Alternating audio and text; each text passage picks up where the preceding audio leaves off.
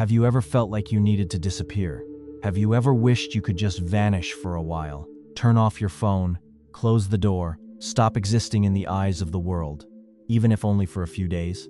Maybe you're exhausted from keeping up the image, from replying to messages, from playing roles, from performing a version of yourself that no longer fits on the inside. But let me tell you something. Something that maybe no one has had the courage to tell you. As long as you keep trying to be available all the time, you're going to remain a hostage to everything happening out there. To the demands that wear you down, to the expectations that suffocate you, to the noise that never stops. And this isn't dramatization. It's the silent condition most people live in. Carl Jung spent decades studying this invisible fracture in modern man. Perhaps this is the only disease that no blood test can detect. The disease of someone who has never allowed themselves to disappear. I know this is hard to hear, but stay here with me, because what comes next might change the way you see your own silence. When Jung wrote Man and His Symbols, he observed something that few people noticed at the time. The 20th century individual, with all of his technology, with all of his reason, with all of his capacity to produce, had lost his connection with the symbolic world. He had lost the ability to dive into his own interior. And this loss, according to him, was not just a biographical detail. It was a collective fracture. Today, almost a century later, the situation has become even more serious. The light of the cell phone illuminates the face before the sun rises. The first thing many people see when they open their eyes is a notification, a demand, a comparison. The brain hasn't even had time to wake up, and it's already being bombarded with stimuli. The day begins in a race no one agreed to, and that no one wins. You sit in traffic. You see the other people inside their cars, all with the same empty expression. You get to work, you perform for hours. You come home exhausted, but instead of resting, you open your phone and dive into more content. By the time you realize it, the day is over, and you didn't live a single moment alone. Not one. There wasn't a single instant when your mind could disconnect from the external and turn inward. That's the central problem. It's not the work. It's not the physical tiredness. It's the fact that you're never really alone with yourself. And a soul that never meets itself begins to decompose from within. Jung called this phenomenon disconnection from the self. The self, for him, is not just the ego. It's not just the superficial personality. It's the deepest center of the psyche, the core of who you truly are. And this center, when ignored for too long, begins to send signals, subtle at first, then increasingly loud. Have you ever felt an irritation with no apparent reason? That urge to cry out of nowhere, in the middle of the street, without any clear trigger? Have you had days when everything seemed right in your life, but you felt an absurd emptiness in your chest, as if something essential were missing that you couldn't name? That's not weakness. That's not being soft. It's your psyche manifesting itself with intensity. There's a voice inside you that is being muffled every day. It tries to speak at the most inconvenient times. It shows up in the middle of a meeting, when you look out the window and feel an inexplicable melancholy. It shows up in the shower, when an old question comes back to your mind. It shows up in the middle of the night, when sleep won't come and you find yourself staring at the ceiling. That voice is the call. For Jung, it's the manifestation of the self trying to emerge, trying to be recognized. And you, without realizing it, have spent years of your life trying to silence that voice with external noise. More work, more relationships, more consumption, more validation, more applause. But what you need to understand is that this voice is not going to go away. The more you ignore it, the more it manifests itself in other ways. It turns into anxiety. It turns into insomnia. It turns into that fatigue that sleeps with you and wakes up with you. It turns into the feeling of living the wrong life, even when everything seems right on the outside. And then comes a moment, usually without warning, when the psyche can no longer stand being ignored. Something breaks. It could be a turning point at work. It could be the end of a relationship. It could be an inner fracture that appears out of nowhere. It could simply be a day when you wake up and can't get out of bed. The psyche has its own mechanisms to force what you refuse to do voluntarily. And it's at this point that most people make the biggest mistake of their lives. Instead of listening to the call, They run even harder. They look for distraction. They dive into more tasks. They take on more responsibilities. They think productivity is the medicine. It isn't. And what comes next is the point that few people manage to cross without falling along the way. Because now things start to get heavier. Jung observed throughout decades of clinical practice that many of his patients lived in deep imbalance, precisely because they had built an entire life around a mask. A mask so efficient that they themselves no longer knew what existed behind it. This mask has a name within analytical psychology: the persona. The persona is the social character you created to survive in the world. It's the version of you that smiles when it has to, that says what people expect to hear, that fulfills the roles imposed by family, work, and culture. In small doses, the persona is necessary. Nobody walks around naked in the world. Everyone needs a social outfit. The problem begins when you completely identify with that outfit, when you forget that there's a body underneath it. And that's where the silent tragedy of so many adults lies.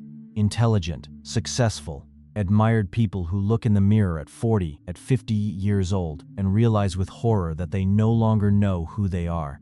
They know what they do and what they say. They know how they act in every situation.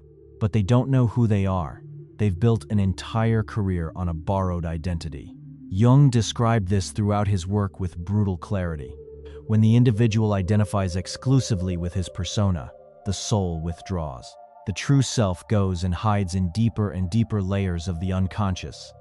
And what's left on the surface is just an animated mask, an uninterrupted performance of oneself. That's why so many people, when they achieve everything they ever wanted, feel a crushing disappointment. The new car doesn't fill the void. The promotion doesn't fill it. The beautiful relationship on social media doesn't fill it. Because the one living those achievements isn't you. It's the character you got used to playing. And characters don't feel real satisfaction. Only momentary relief between one scene and the next. There's a scene that repeats itself in psychologists' offices all over the world. A man or a woman in their early 40s, with a stable life, a beautiful relationship, healthy kids, a successful career, walks in crying without understanding why. They say they have everything. They say they should be happy. They say they feel ungrateful for feeling what they feel. And even so, they feel an emptiness that no achievement fills. That emptiness is not a lack of gratitude. It's the soul collecting the price of so many years lived inside the character. And the cruelest detail is that this character was usually chosen too early. Back in adolescence, you were already learning how to mold yourself to receive approval. You learned which expressions worked, which answers caused less friction, which behaviors were rewarded, which sides of you needed to be hidden, and you assembled, piece by piece, a presentable self. That process continued through college, through your first job, through relationships, until it became a structure so consolidated that you forgot it was a construction. You think it's you. It isn't. It's your persona. Maybe you're recognizing yourself in this, and that's okay. That recognition, as uncomfortable as it may be, is the first move of someone who's ready for what comes next.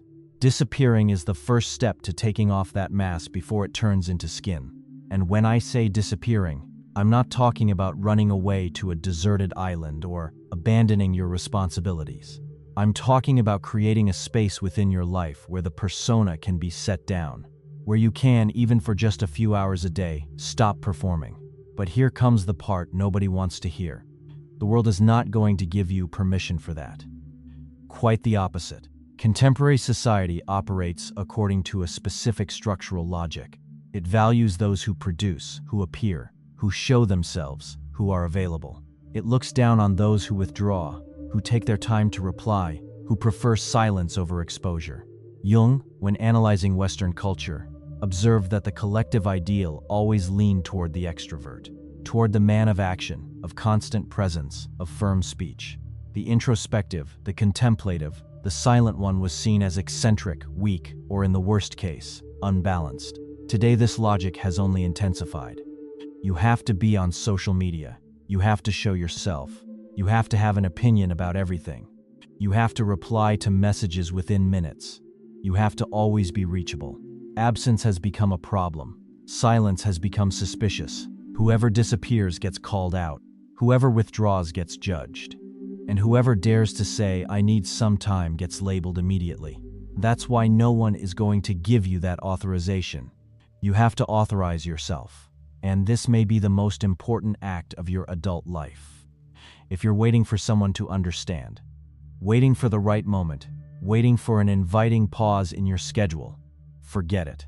That moment isn't going to come. Modern life was designed so that this moment never exists. The demands renew themselves every single day. There will always be a message to answer, a task to deliver, a new demand. If you wait for life to make room for your withdrawal, you're going to wait your entire life. I understand perfectly when you think you can't stop, that you have bills to pay, that you have people depending on you, that you have commitments that can't be broken. All of that is real, but it's also real that you're wearing yourself down to a point of no return. And no bill paid makes up for a deep rupture inside. Disappearing, in the sense we're building here, doesn't require a total escape. It requires a decision to create zones of silence within your day, a decision to turn off your phone for a few hours, a decision to turn down invitations that drain you, a decision not to respond immediately to everything, a decision to sit alone, without distraction, and simply be with yourself. As strange as that may feel at first, and it will feel strange, because most of us, when we're in silence for the first time in years, discover that silence is not comfortable. Quite the opposite. That's where everything you've spent your life avoiding starts to come up. And that's exactly what Jung called the shadow. I get it if this part stings a little. There's no way to cross this territory without it being uncomfortable. But stay here, because it's precisely the discomfort that opens the next layer. The shadow is everything you've repressed, denied, hidden from yourself. It's the thoughts you consider unacceptable, the feelings you believe you shouldn't have, the weaknesses you refuse to admit, the envies you swear you don't feel, the fears you pretended to overcome. All this material doesn't disappear when you deny it. It goes into the unconscious, and there it grows. Think of something simple: a person who considers themselves extremely generous, who is always helping everyone, who takes pride in being the first to offer support. Beneath that generosity, there's often a shadow of deep neediness, of fear of not being loved if they stop helping. That shadow, while it goes unexamined, turns generosity into a disguised currency of exchange. The person helps, but deep down they're charging for reciprocity. And when that reciprocity doesn't come, they feel anger, disappointment, resentment, but they can't admit it, because admitting it would break with the image they have of themselves. That's just one example. There are millions of possible configurations. Those who present themselves as very rational tend to carry on the other side an explosive emotional shadow, while those who show themselves as excessively calm hold within them an aggressiveness they refuse to recognize. The shadow is always the opposite of the image you've built of yourself. Jung, in his studies on the unconscious, masterfully described what happens to the ignored shadow. It doesn't stay still. It starts operating in the background, influencing your choices without you realizing it. You make decisions that seem rational, but that are actually automatic responses to shadow content that you don't even know you're carrying. You get irritated with people for the wrong reasons. You attack precisely what you most deny in yourself. You run away from situations without understanding why.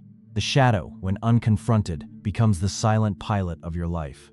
And the worst part is that it grows in proportion to how much you try to hide it. The more you identify with your impeccable persona, the denser the shadow becomes on the other side. That's why those who are excessively kind tend to have intense outbursts, and those who control themselves too much tend to live through deep ruptures at the least expected moment. The most performative people tend to carry intimate lives marked by disorder, even when no one would imagine it. The shadow always collects, always. Disappearing for a while is precisely the environment where that shadow can finally be looked at face to face, with no distractions, with no noise to use as an excuse, with no excuse of work, of obligations, of the people around you. You sit with yourself and whatever comes up, comes up. And that's uncomfortable. I'm not going to soften this part. The first hours, the first days of silence can weigh heavily. Old memories come back. old decisions knock at the door, forgotten shames reappear. You may cry for no reason. You may feel an inexplicable anger toward people from your past. You may find yourself questioning choices you swore you had accepted. All of this is the material of the shadow emerging. And it's exactly at this moment that most people give up and run back to the noise. They turn on the TV, they open social media, they accept any random invitation.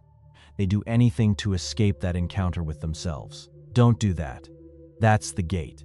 Cross through it. Because on the other side, something very rare begins to happen. The silence, which was threatening before, becomes a mirror.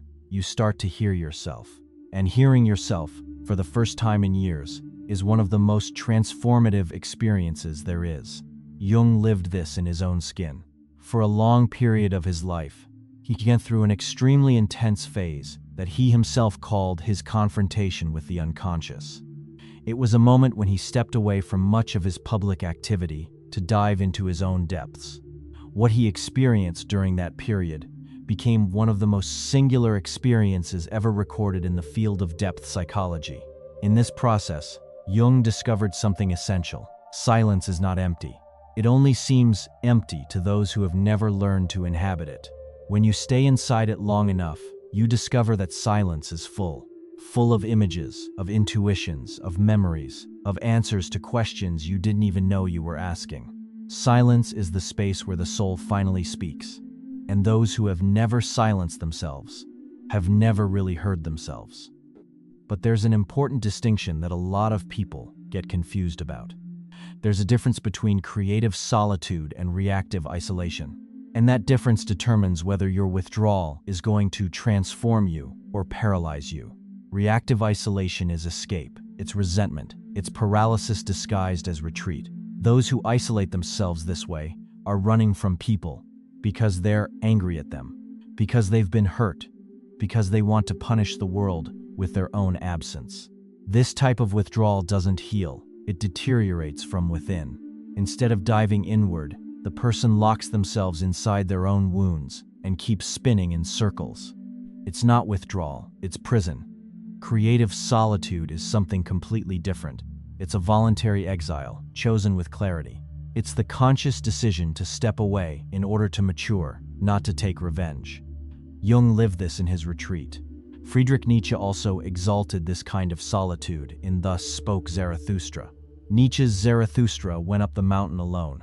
He stayed up there for years, in dialogue with his own interior. And when he came down transformed. He didn't come down hating the world. He came down with something to offer the world. The difference between the two kinds of solitude lies in the intention. Are you withdrawing to escape or to grow? Are you stepping away to take revenge or to find yourself? Are you closing doors out of hurt or are you opening the inner door that was always locked? That question determines everything. And here, it's worth pausing for something that few people talk about. There's an intermediate phase between reactive isolation and creative solitude where most people get lost. It's the middle phase, the one where you've already stepped out of the noise, but haven't yet arrived at inner silence. You're at home, with no phone, no TV, sitting in the chair, and your mind keeps talking loudly about external things. It keeps replaying conversations. It keeps imagining answers you would give to someone. It keeps planning what you're going to do tomorrow. Technically, you've disappeared, but mentally, you're still in the middle of the world. This phase can last days. It can last weeks. And those who don't understand that it's part of the process give up along the way. They think disappearing doesn't work. They think it was all an illusion. But it isn't. This phase is the dust settling. It's the residual noise of modern life slowly dissolving inside you. Cross this phase with patience, without pressure, and the true silence will arrive. And when the withdrawal is the second type, something extraordinary begins to unfold. You enter what Jung described as the process of individuation. Individuation is perhaps the most important concept in all of Jungian work. It may sound abstract at first, but it's simple to understand. Individuation is the process of becoming who you truly are, of integrating all the parts of your psyche, including those you've spent your life trying to hide, and forming a whole individual. Not fragmented, not divided between what you show and what you hide. Whole. Jung made it clear in his work that this process doesn't happen in the middle of social chaos. It demands withdrawal. It demands internal observation. It demands confrontation with one's own psychic content. You can't individuate while you're responding to external stimuli all day long. Individuation needs silence. It needs space. It needs absence. That's why disappearing isn't a luxury. Disappearing is the soil where individuation germinates. Without that soil, no real transformation happens. You can read every self-knowledge book in the world, take every course, listen to every podcast, and still remain fragmented. Because none of that replaces the silent work that only happens when you're alone with yourself. And it's important to prepare you for something. When you begin this process, the people around you are going to find it strange. They're going to find it very strange. And that, as paradoxical as it may sound, is a good sign. Whoever is used to your availability is going to feel your absence as an offense. Whoever benefited from your persona is going to demand the character's return. Family members are going to ask what's going on. Friends are going to say you've changed. Coworkers are going to make subtle comments about your new attitude. Some of those reactions will come from genuine concern, and others will come from pure discomfort. Jung, in several of his social writings, analyzed in depth the tension between the individual who awakens and the masses who settle into comfort. When someone breaks with the collective pattern, the group tends to react with discomfort. That discomfort can manifest as pressure, as judgment, as an attempt to bring the person back to their previous behavior. Not because the group is evil, but because the awakening of one individual exposes the slumber of the others. And few can bear being confronted with their own slumber. It's completely valid to feel the weight of this, but you shouldn't justify yourself. Those who understand the process don't need an explanation. Those who don't understand won't accept any explanation. The discomfort of others in the face of your withdrawal is a sign that the movement is legitimate. If what you were doing didn't bother anyone, it probably wasn't touching anything deep. And meanwhile, on the inside, something silent begins to reorganize itself. When you stop performing, when you stop offering the world your public version all the time, the mind goes through a kind of decompression. It's as if it can finally breathe.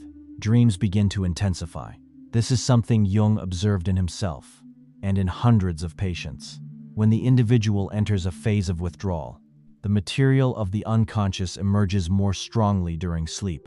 Vivid, symbolic, sometimes intense dreams. Not because something is wrong, but because there's finally psychic space for that content to come to the surface. Intuitions begin to appear. You're walking down the street, and you're certain about something without knowing why. You think of someone, and that person calls right after. You feel like you need to make a specific decision, and when you make it, you find out it was exactly what you needed. It's not magic. It's your intuition, which was buried under the noise, finally managing to communicate. Old memories come back. Childhood scenes you had forgotten. Conversations with people who have already passed away. Feelings you swore you had resolved that appear with surprising clarity. All of this is precious material. It's the unconscious making available to you pieces of the puzzle you always wanted to put together, but never had the pieces at hand. And in the middle of all this comes the most difficult moment of the entire process, the face-to-face encounter with your shadow. But there's a detail about this crossings that changes everything, and I'll tell you about it in a moment. There's no way to describe this comfortably. The shadow is exactly what you've spent your life running from, and when it appears in full. You see yourself doing things you never imagined you would do. You see yourself feeling things you swore you would never feel. You see yourself envying those you always said you admired.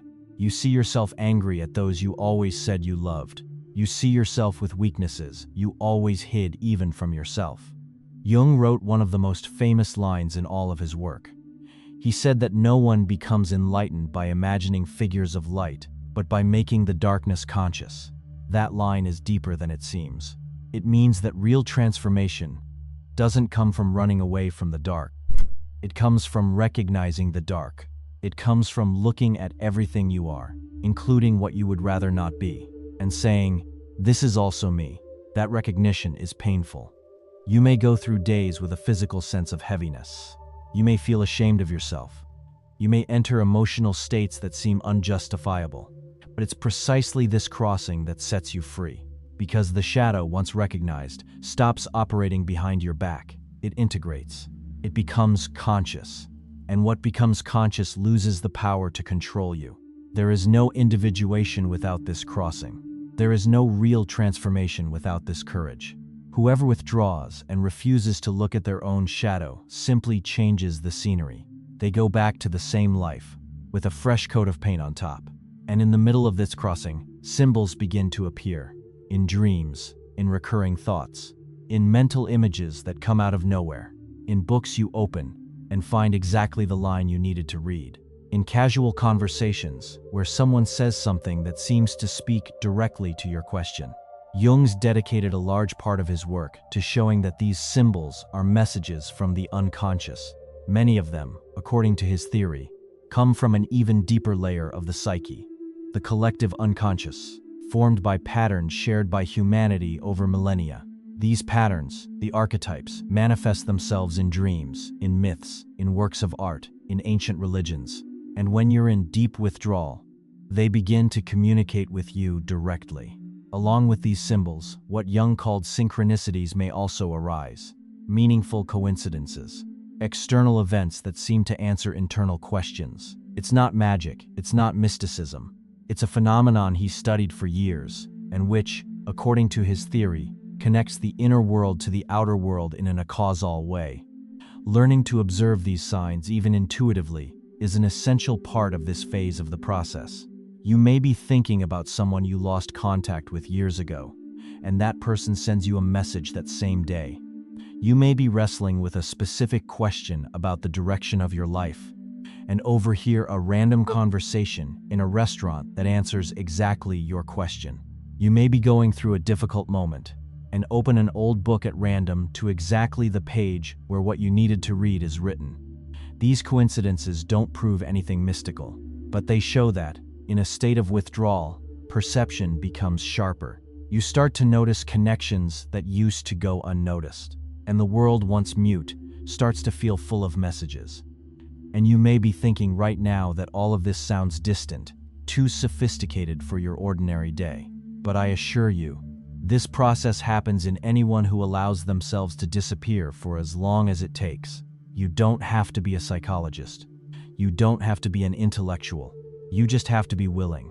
If you're enjoying this content, check out the first comment for our exclusive ebook, Alchemy and Archetypes. And here's the point where things get really deep. I know this might be hard to accept, but I'm going to tell you anyway. Every authentic withdrawal is symbolically an ending. Not a literal end, but the passing of the old self. That version of you that was assembled piece by piece to please, to survive, to fit in. That version needs to dissolve so that the true version can be born. Jung used alchemical symbolism extensively in psychology and alchemy. For him, medieval alchemy was not just an attempt to turn metals into gold. It was, on a symbolic level, a precise description of the process of inner transformation. The alchemists spoke of phases, and these phases actually described what happens in the psyche of someone who dives into themselves. The first phase was called nigredo, the dark phase, the phase when the raw material was confronted with fire. Symbolically, it's the moment when you enter the darkness of yourself. It's the confrontation with the shadow. It's the pain of seeing what you are beneath the masks. It's the hardest phase. And many people don't even make it out of it, because they're too afraid to keep going. Then came the albedo, the white phase, the purification. Symbolically, it's the moment when the confronted material begins to settle. The truths begin to appear with greater clarity. You start to understand why you were the way you were, why you made the choices you made, why you got hurt and hurt others. This phase brings a clarity that is at the same time liberating and painful. And finally came the rubedo, the red phase, the integration, the rebirth. Symbolically, it's the moment when everything that was confronted and purified is integrated into a new wholeness. You are no longer the person who entered the process, but you're not someone completely different either. You are what you always were, now conscious. You're the whole version of yourself, living from the center, not from the periphery. Disappearing for a while is entering the negrito, and whoever truly enters it doesn't come out the same. There's no way to come out the same. The crossing transforms. And the person who returns to the world after this dive has something nobody can take away anymore. They have inner authority. And this inner authority is perhaps the rarest good a human being can earn in this life. Think about people you know who have this quality. There are usually only a few. They don't talk much. They don't show off. They don't compete for attention. But when they walk into a room, something shifts. When they say something, people listen. Not because they force that listening, but because there's a density in them that communicates on its own. This density is the result of long, silent, internal processes. It doesn't come from courses. It doesn't come from reading. It comes from having crossed, at some point, the crossing of withdrawal. Jung showed that the individuated individual stops being easily manipulated by the masses. This is a theme he develops in depth in his writings on social psychology. Whoever has gone through the process of withdrawal and individuation no longer responds to the same triggers. They no longer give in to the same pressures.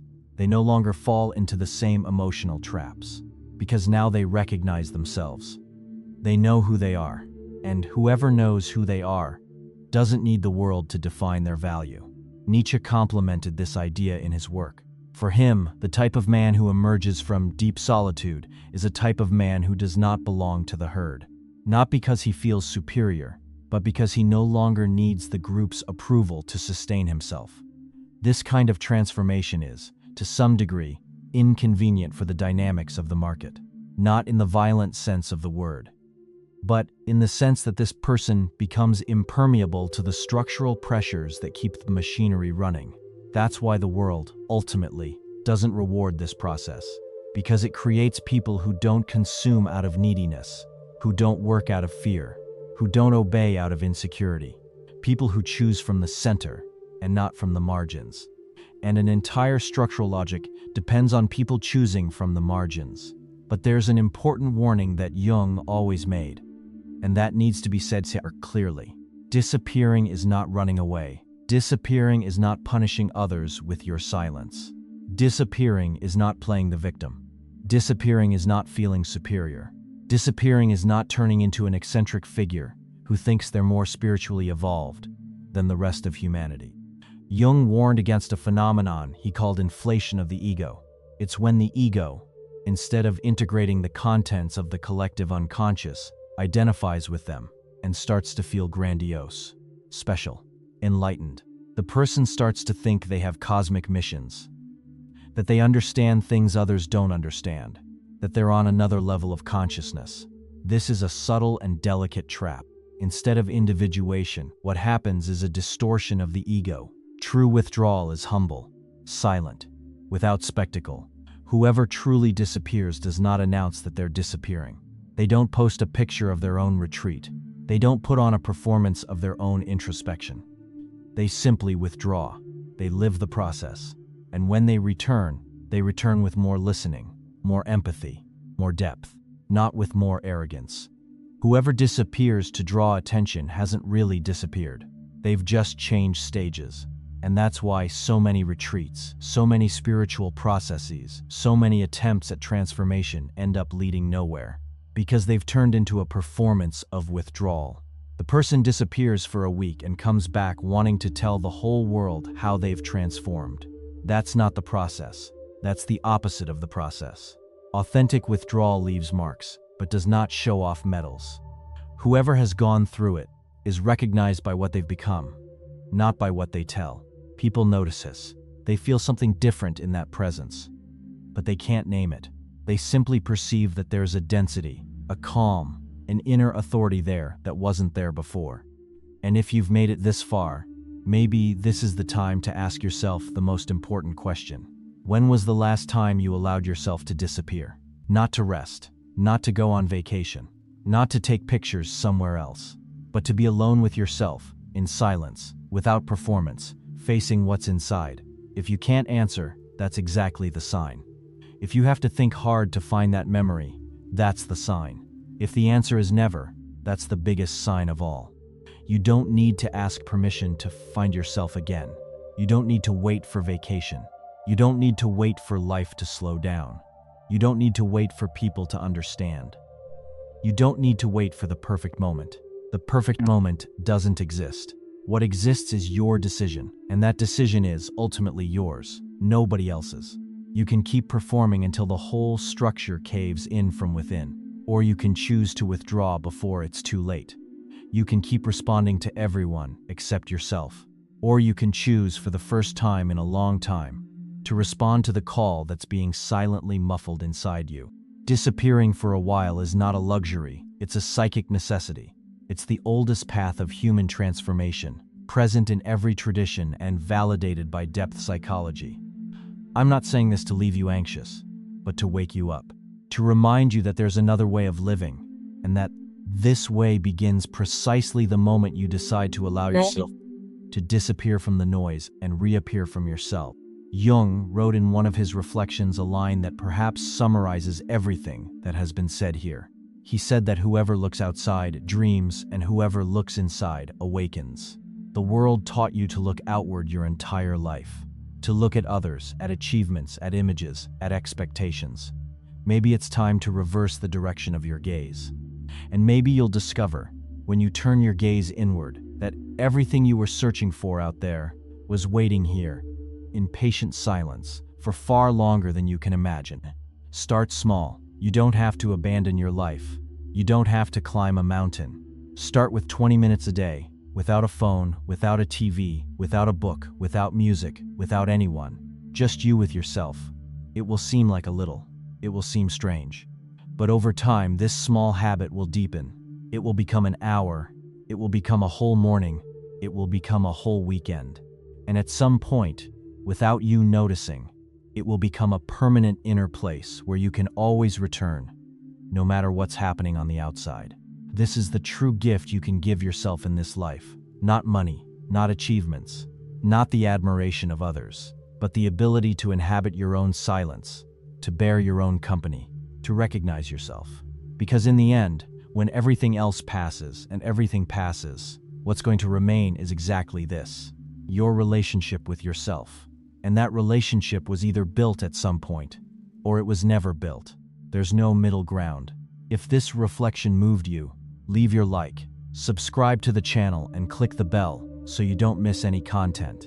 And if you want to go deeper into this process of inner transformation, alongside a community of people who are going through the same crossing, consider becoming part of our members club, where we go deeper into each stage of this dive in an exclusive way.